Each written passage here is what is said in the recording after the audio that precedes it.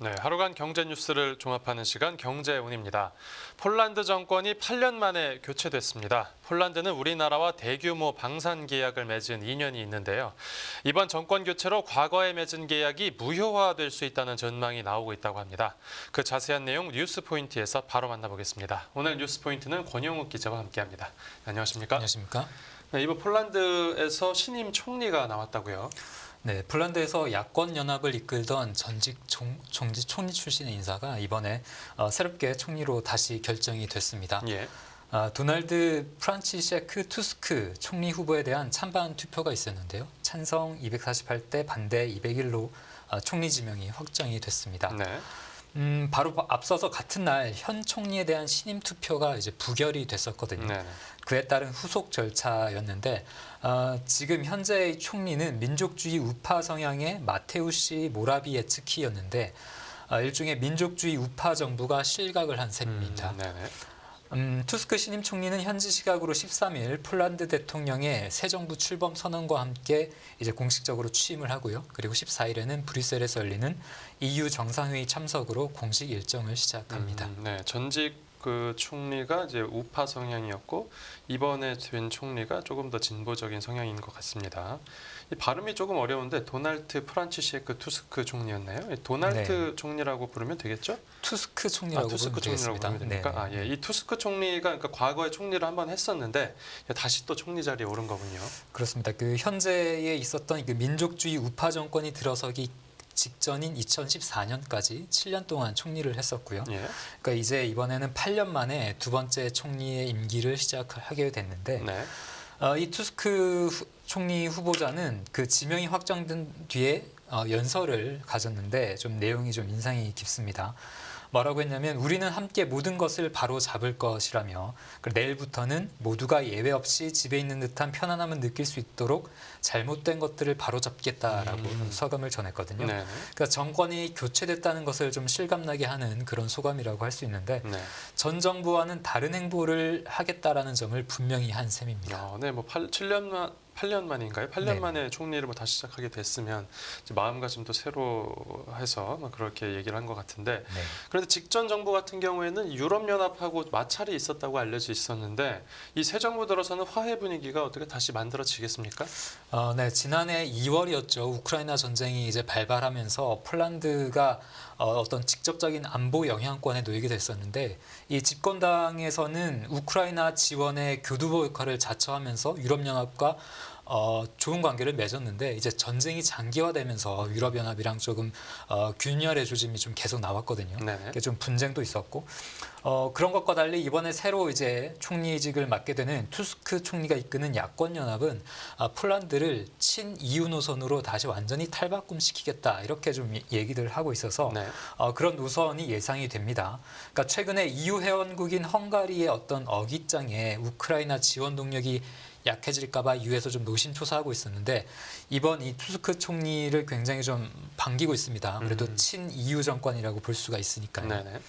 EU 집행위원장은 X 계정을 통해서 이 투스크의 총리 지명을 축하하면서 유럽연합의 가치와 관련한 당신의 경험과 강력한 신념은 폴란드 국민의 이익을 위한 더 강한 유럽을 만드는 데 있어 귀중하다라고 말을 했고요. 네. 그리고 이번 주에 열리는 유럽연합 정상회의에서 만나길 기대한다라고 말을 했습니다. 네네.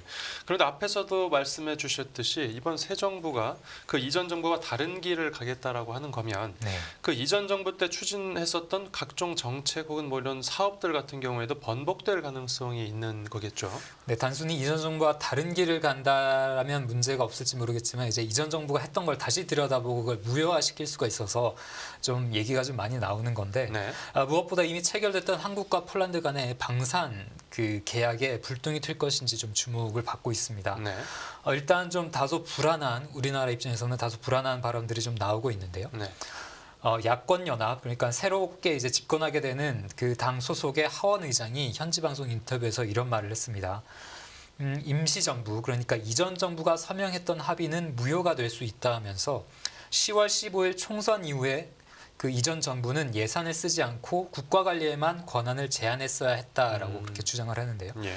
그러니까 이 10월 총선이 언급되는 이유가 이 당시 선거에서 이 집권당이 일당 자리를 지키긴 했지만 그 과반 확보에 실패를 했었고요. 네네. 그리고 그 주요 정당이 이 집권당과 연립정부를 구성하지 않겠다고 선을 그으면서 그때부터 이제 재집권 가능성이 사실상 사라졌거든요. 그러니까 이전에 있던 그 정부가 재집권을 못할 걸 스스로 알았는데, 네, 그렇죠. 네, 그런데 예산을 이제 다 갖다 써버리니까 그렇죠. 일종의 뭐 예산 알박기를 했다 뭐 이런 주장인 거군요. 그렇죠. 그러니까 네네. 총선 결과 이후에는 이 집권당이 그냥 관리만 국가 관리만 했어야 되는데 왜 예산을 새롭게 썼느냐 그거는 우리가 좀 다시 좀 들어봐야 된다 이런 얘기를 하는 게 이제 새로운 정부의 입장입니다. 네네.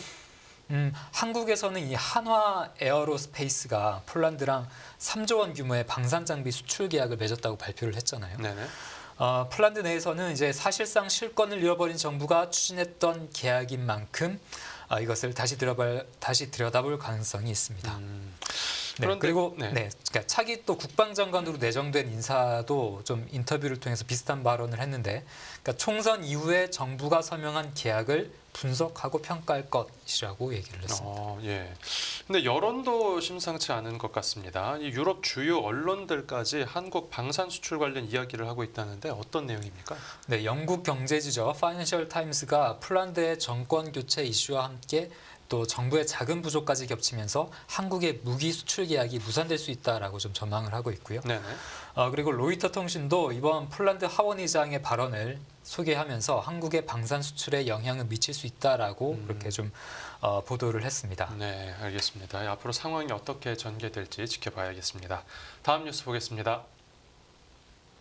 네, 전미자동차 노조, 현대차 등 노동 당국의 신고. 이 전미자동차 노조면 미국 자동차 산업을 대표하는 전국 단위 노동조합인데요. 이 노조가 현대차를 미국 노동 당국에 신고했다고요?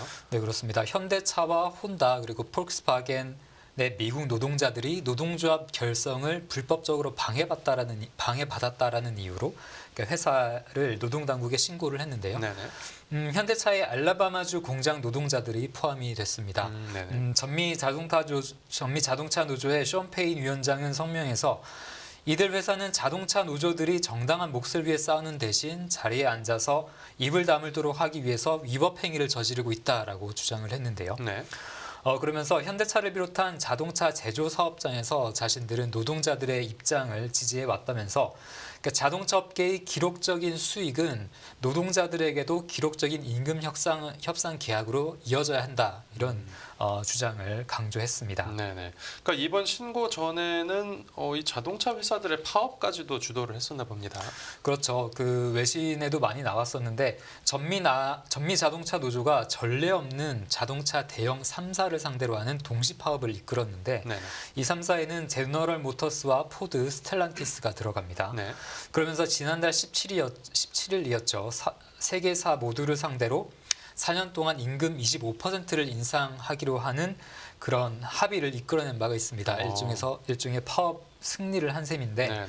그 승리의 여세를 몰아서 현대차나 혼다 같은 총 13개 제조사 공장 노동자 약 15만 명을 대상으로 이제 노조 결성을 추진하는 캠페인을 벌이기 시작했습니다. 네네.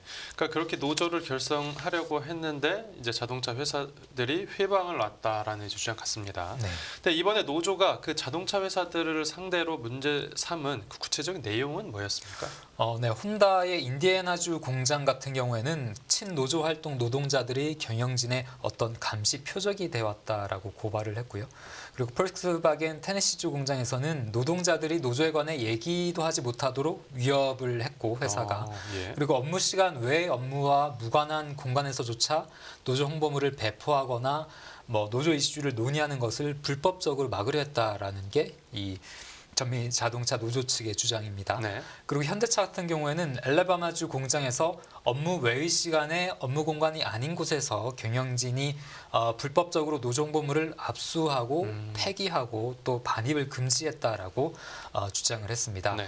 노조는 성명에서 경영진이 간섭을 하고 위협하는 데서 좀 벗어나서 노조를 결성하는 것은 연방정부가 보호하는 권리이고 또 자유롭고 민주적인 사회에서 필수 불가결한 권리라고 그렇게 주장을 했습니다. 네, 이런 상황에서 현대차 해외 공장 노동자들까지 그 미국 주요 언론을 통해서 사측을 비판하는 인터뷰 내용이 전해졌다고요? 네, 미국 MBC 뉴스에서 좀 인터뷰가 다뤄졌는데 현대차 엘레베마주 공장에서 일하는 한 노동자가 자신은 노조 결성을 희망한다라면서 인터뷰를 했는데요. 네. 콤브랄리우스 토마스라는 노동자인데 이게 현대차가 급여를 충분히 인상하지 않고 있다라면서 회사를 비판하면서 전미 자동차 노조 파업을 계기로 자신과 자신들의 동료 또한 노조 결성을 희망하게 됐다라고 말을 했습니다. 네. 이 사람은 사실 현대차 엘레베마주 공장에서 11년간 일을 하면서 계속해서 전미 자동차 노조 소속 노조를 결성하기 위해서 노력을 해왔다라고도 했는데요. 네. 이번에 전미 자동차 노조가 미국의 빅3를 상대로 파업하는 것을 보고 이제 우리도 노조를 통해서 파업을 할 수 있었으면 한다라고 그렇게 말을 했습니다. 네, 우리나라 현대차 노조는 상당히 강성 노조인데 이 미국에 노조가 없었다라는 것도 좀 흥미롭습니다. 네. 이번 신고건에 대해서 현대차 측에서는 어떤 입장입니까? 네, 현대차 이제 미국 법인의 대변인이 미국 MBC 방송을 통해서 현대차의 최우선 과제는 고용 인원의 안전과 그리고 복지를 챙기는 것이다라는 의견을 전했고요. 그리고 다른 현대차 관계자도 현대차 미국 공장의 직원들이 지난 2005년 공장을 설립한 이후로 법적 권리에 따라서 노조 가입 여부를 선택할 수 있었다라고 좀 설명을 하고 있는데요. 예. 현재 현대차 엘레베마주 공장에는 한 총 3천여 명의 노동자들이 근무 중인 것으로 알려졌습니다. 네, 알겠습니다. 네, 오늘 뉴스 포인트는 여기서 정리하겠습니다. 잘 들었습니다. 감사합니다.